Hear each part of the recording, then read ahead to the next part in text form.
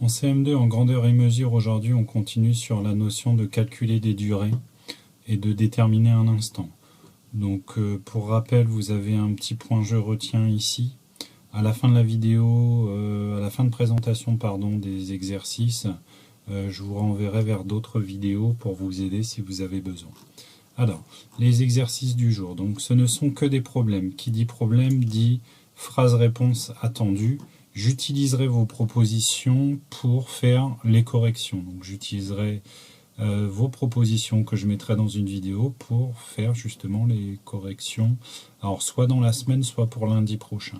Donc, vous avez, vous, à résoudre le problème 4, 6, 9 et le 12. On commence par lire le 4.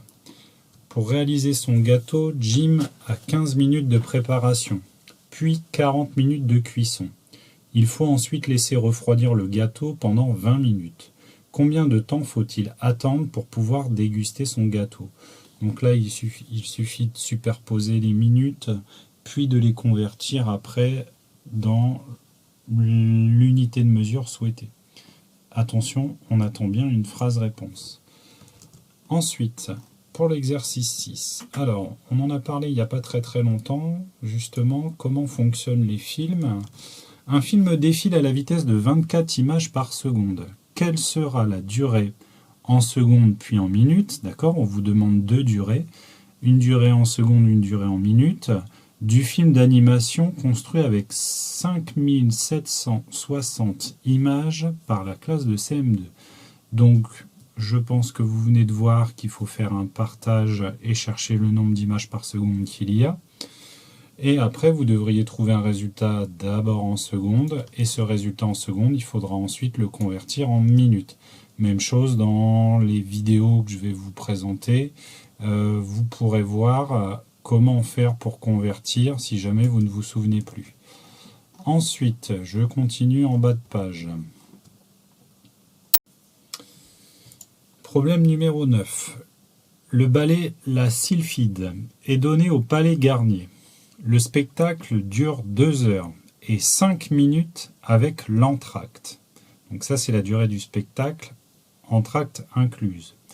Yuri est arrivé 30 minutes avant le début du spectacle et il en est sorti à 21h35.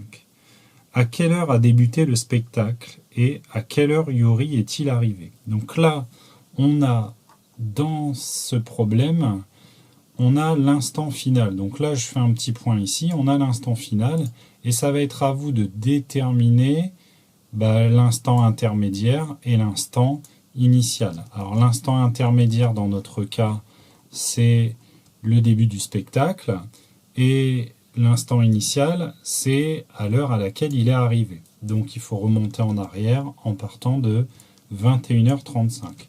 Je vous conseille d'utiliser la technique du schéma. Si jamais vous ne faites pas la technique du schéma, je compte bien sur vous pour reprendre ça ou de bien suivre les conseils des vidéos que je vais vous donner. Alors, chose que je ne vous ai pas dite, c'est que je compte bien sur vous pour la présentation, que les choses soient bien claires, bien lisibles, parce que je vais utiliser vos productions pour les corrections, donc les corrections que je posterai très probablement dans la semaine ou lundi prochain. Enfin, pour terminer, on s'en va chez Louis XVI, donc avec le problème numéro 12. Louis XVI, né en 1754, a été sacré roi en 1774. Il est mort à l'âge de 39 ans, guillotiné pendant la Révolution française. 3 questions, donc 3 phrases-réponses. Première question, à quel âge Louis XVI est-il devenu roi? Donc on a sa date de naissance, on a la date où il est sacré roi. Alors quand je dis la date, c'est plutôt l'année. On a son année de naissance et son année où il est sacré roi.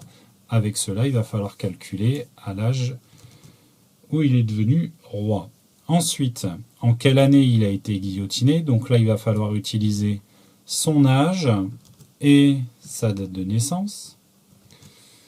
Et enfin, la durée du règne. Alors, la durée du règne, il va falloir prendre ce repère-là et ce repère-là.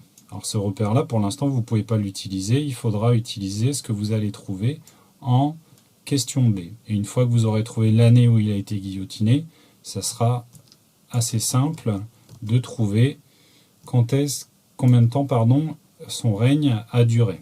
On peut aussi faire un petit calcul pour trouver. Il y a plusieurs techniques pour trouver cette dernière question-là. Donc bon courage pour la suite. Quand vous avez terminé, vous pouvez m'envoyer vos productions.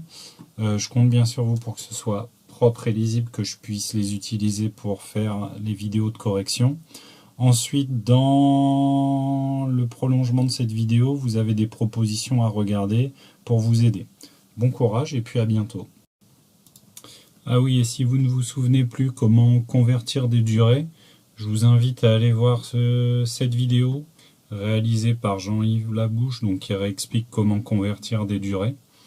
Et également sur cette même chaîne YouTube, vous avez une manière de calculer avec les heures et les durées. Alors attention, là c'est les méthodes par calcul, ce ne sont pas les méthodes par schéma. Les méthodes par schéma, vous avez la leçon, vous avez aussi le je retiens du livre. La méthode par schéma, il faut procéder de manière logique. En principe, vous vous en sortez assez bien. C'est si vous vous lancez dans les calculs que là, vous aurez peut-être besoin d'aide. Pour revenir au schéma, je vous mettrai quand même une vidéo qui reprend un peu la méthode que nous utilisons, mais elle est présentée différemment. Nous, on fait sous la forme d'une frise chronologique, d'une ligne du temps plutôt, alors que cette démarche que vous verrez en vidéo, qui est postée par Caroline Locher, c'est une méthode qui prend la forme d'un Z, avec, vous verrez, l'heure d'arrivée ici et l'heure de départ ici et l'heure d'arrivée ici. Et ensuite, on retrouve le chemin nécessaire. Alors, ça a des avantages et des inconvénients. C'est bien quand on cherche la durée. En revanche, quand on doit déterminer l'instant, ça peut être un peu plus compliqué. Alors après, si vous désirez, vous pouvez quand même voir cette vidéo. Je vous invite à la voir si vous vous rappelez plus le fonctionnement du schéma. Mais en principe, ça devrait bien se passer. Vous connaissant, je sais que ça ira.